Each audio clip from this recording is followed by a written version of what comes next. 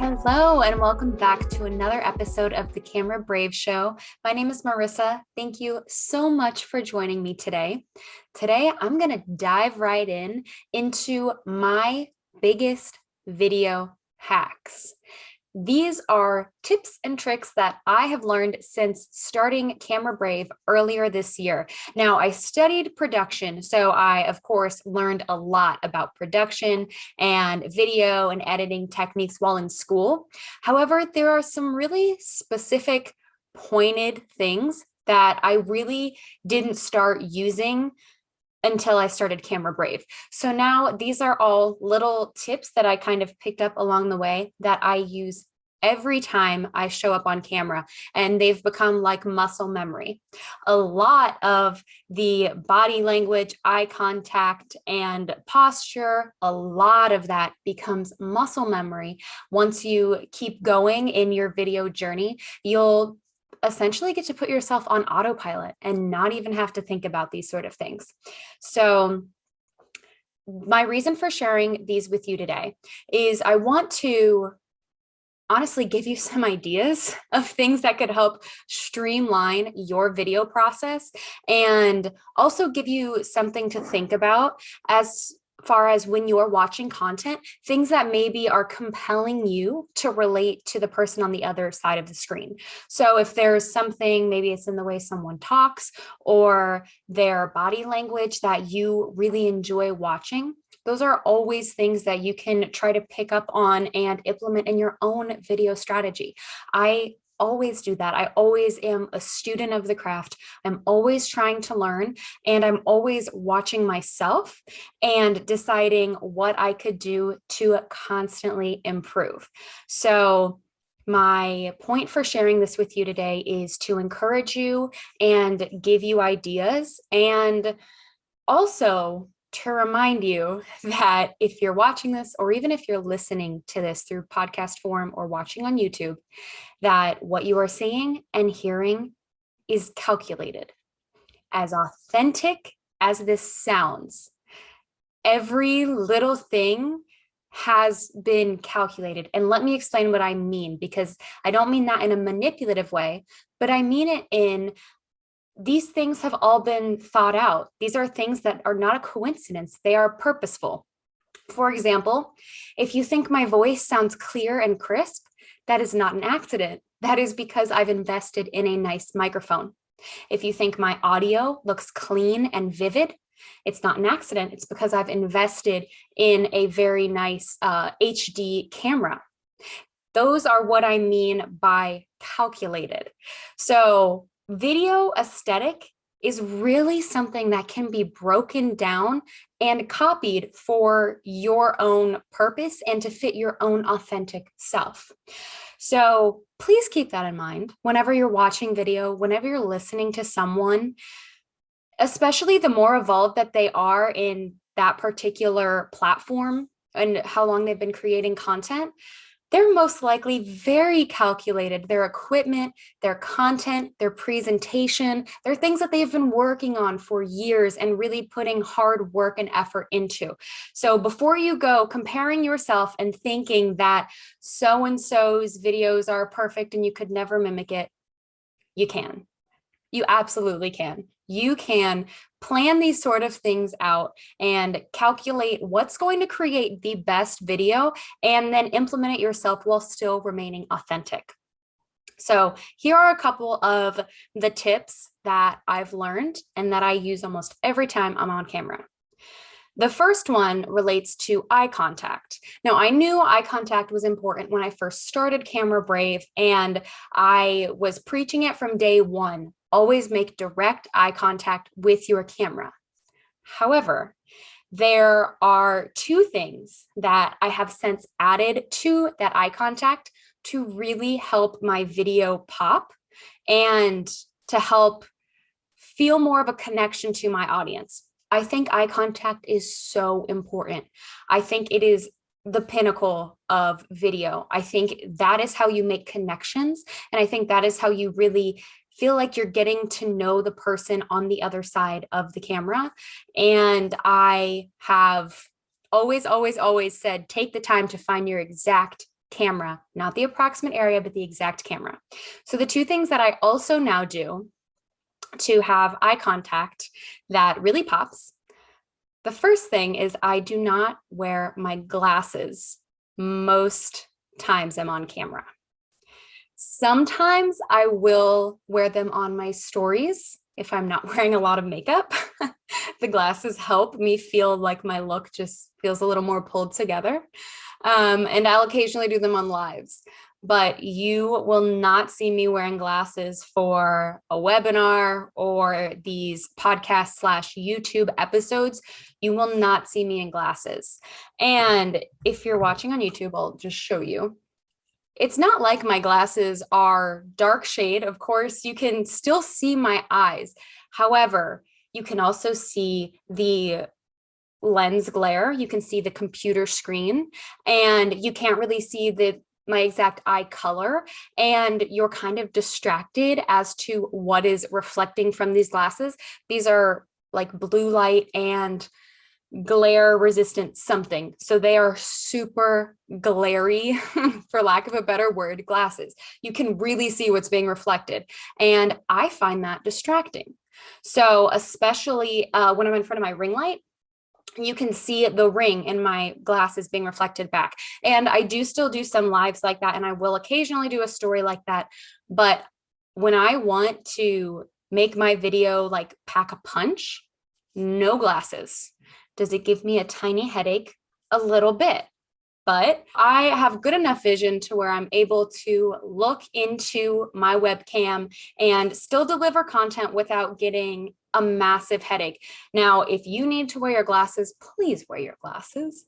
Don't put yourself through unnecessary strain. This is just something that I do because I don't wear my glasses all day. I'll only wear them if I'm reading or looking at screens. And technically, I'm looking into a lens. So it's not a major strain on my eyes because I'm not looking at a computer screen or like a book. So that's one thing that I do not do in order to make better eye contact. I try to not wear my glasses unless I'm really trying to hide a little. And the second thing that I didn't really think about until I started showing up on camera and watching myself back a lot through Camera Brave is you will almost always see me in bright colors or light colors. So that goes back to eye contact and the color of my eyes. Some of you may have what I have, which are called mood eyes. And essentially they just change color. If you're wearing green, they'll pop a little more green. If you're wearing blue, they'll pop out blue, or gray, they'll pop out gray. Or even if you have more hazel eyes, you may be able to bring out different tones in them in the colors you wear. Even if you have brown eyes, different colors bring out the brightness in your eyes differently. So I always pay attention to what color I'm wearing because that reflects in the vivid color of my eyes and has an overall effect on my eye contact and the relationship that I have with my viewer. Honestly, I prefer to go bright when I can or even light. But what I would recommend to you is to take note when you do video, play with different colors and see what you like. When you watch that video, what feels like it's authentically you? I've always been a bright and bubbly person. So when I wear bright colors, I feel like even if we're talking about like an intense video topic, I feel like you're seeing that bubbly, bright side of me. And so that's what I try to present forward when I do video. Now, whatever color your eyes are, whatever you want to portray, give it a try with different wardrobe colors and see what comes across as the most you and the most authentic. And that plays a big part in confidence. What you wear absolutely makes a difference in how comfortable and confident you feel on camera. You always want to feel comfortable, always. If you're doing a photo shoot, say you're about to have headshots done, do not pick the cute outfit over the comfortable outfit. You want to feel comfortable in your body and in the way that you're able to sit and to be able to breathe all of that has an effect on your delivery on camera, whether it's in video or photo. So always make sure that you are comfortable, but then find ways to add pops of confidence in your appearance, whether it's some jewelry or a bright color or your nails, whatever it is. Make sure that you're adding those things because it will make you feel better about your videos and it will help you to continually evolve. So that's the biggest thing that I think I've learned since starting Camera Brave is that you are always evolving through video. Video is truly a journey. I say that a lot because it's very true. You start at a certain point, but there isn't ever going to be a point where you've finished and you've learned everything. I think it's really become apparent to me these last few years because of the change in social media and the different formats of videos and the different apps that we're watching videos on and short format versus long format and editing apps being put into something as simple as Instagram. I mean, it's changed the learning curve. It's changed the need for access to expensive equipment. So much has changed that video is truly just a journey now. So if you're listening to these tips and you find one of them to be something that you'd like to walk away with and to try to implement, I think that would be a great way to continue moving on down your journey. So the second thing, the first thing was eye contact. That's something that I've really feel like I've become better at because I don't wear my glasses and because I wear colors that help my eyes to pop. That makes a difference. I 100% feel a difference versus if I had a black t-shirt on and my glasses on and I was talking to you that way. It's a completely different than the feel that you're getting of me right now. If you're watching this, if you're listening to this podcast, then hopefully you can feel the bright green that I'm wearing and how it's making my eyes pop. The second biggest area that I've created hacks in is lighting. When it comes to lighting, I always will use one of these two things, either a ring light or natural sunlight. You have no idea what a big difference this makes.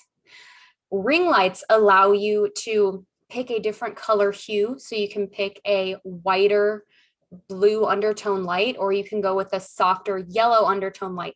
Those yellow undertone lights are not very flattering for my skin type.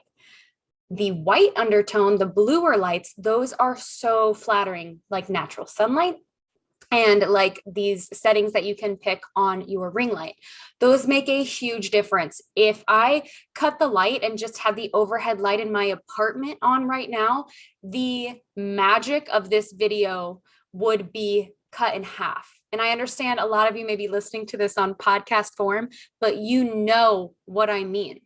If you've ever taken a selfie in your kitchen and then taken a selfie outside, you will see the difference in fluorescent overhead lighting and beautiful lighting. That's why car selfies look so good. That's why those are so popular. When you're in your car, you're surrounded by so much natural light. So natural light and ring light are absolute hacks. And if you are not taking advantage of them, try that example right there. Go take a selfie in your kitchen and then take a selfie outside. You will like the outside photo better. The sun is so flattering. It is your best friend. And when you are using natural lighting, I talk a lot about this on my social media. So if you're looking for tips, go over to Camera Brave on my Instagram specifically. I share reels and things about this quite often. But if you're wanting to use natural light, try to avoid the 12 o'clock hour because that's when the sun is directly overhead and that's when it's going to be the harshest. You want to instead try to incorporate indirect light where the sun isn't exactly shining on you, so you're in the shade, and a soft shadow, or golden hour sunset, sunrise photos. Those are gorgeous. There's that is why they call it the golden hour, everybody, because those sunset photos, that glow is just gorgeous. So lighting makes a huge difference. These hacks may sound basic, but they are not things that I necessarily thought were like the law when I first started to take video. And now they are. Now they are like my unbreakable guidelines. Or even if I have to take a video using a fluorescent light, it honestly bothers me because I know that this video would look better, would look more aesthetic. It would be easier on the eyes if it were lit by the sun or a ring light. So use this to not only look at your own work, but to educate yourself as to how you can make your videos a little bit shinier, sparkle a little bit more. The next thing that has made a big difference as a hack has been this background. I talk a lot about repurposing your content. The Camera Brave Show started out as a podcast. It was only available via audio form as a podcast. The thing that allowed me to also have a video way to produce this show, which you may be watching right now, is this background. Before, there was zero chance that my background would ever look the way that I would have been happy enough to have produced a video in front of it. There was no way that I would have ever been able to get it to a point where I would have said, okay, this will work for a video.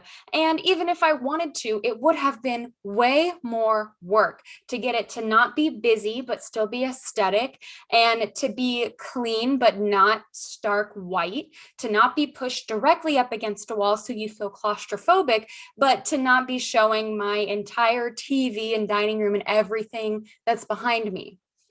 This background changed the game, and it's a hack. And whether you realize it or not, it plays an effect of the clean aesthetic of this video 100%. And if you're listening to this, you should know I am in front of a white grayish background. You've seen it on my stories if you follow me on Instagram.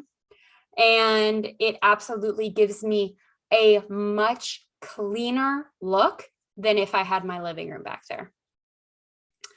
The fourth hack is the most important thing that I do, and I talk about this. I know you've heard it. Content outlines. Yes, content outlines are the video hack that I knew I needed from day one and that I still use. What do I mean by a content outline? I mean that every time before you present your content, whether it's a live, a reel, a story, a long format, podcast, or video, you line out your content. So you start with an idea, and then you go and break that idea down into exactly how you want to talk about it and what you want to make sure you touch on and your points of emphasis. You outline everything. I still do this for every piece of content that I make. Now, it's very ironic because I just did a live earlier today, and I did my content outline. I knew that I was going to talk about my 6-week course, and I went in and I wrote my bullet points of, I'm going to talk about what the course is, who it's for, break down each module, and why the time right now is the perfect time for it. I wrote it all out and I did the live, ironically, without ever looking at my notes. Sometimes that happens. And same thing when I'm creating a podcast episode. Sometimes you outline your content and that is enough to outline your mind. And when you're talking and presenting your content, even if you're not positive, if you hit every single point, you know that you are creating good content and that you don't necessarily have to go off of the book because you've already organized it and you've already decided what you want to talk about. So content outlines are absolutely something that I think you should be doing. They're something that I'm doing, and they are crucial.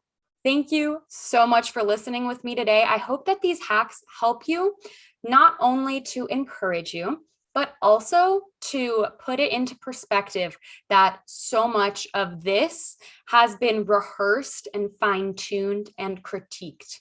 That's why I'm such a big advocate of watching your own content, even if it's just for a second, because I know it can be really tough in the beginning to watch yourself back. It took me years before I could watch my own self back. But when you can do that, you can constantly pick up on things that you want to improve upon or things that you really like that you want to make intentional. So keep that in mind when you're watching video and you're thinking, oh, it's perfect. I can never get mine that perfect. The truth is that there's just a strategy of steps that you could absolutely follow to be creating that perfect looking video. As always, you can find me over at Camera Brave on Instagram and Facebook. I hope you have an amazing rest of your week, and I'll see you next time on the Camera Brave Show.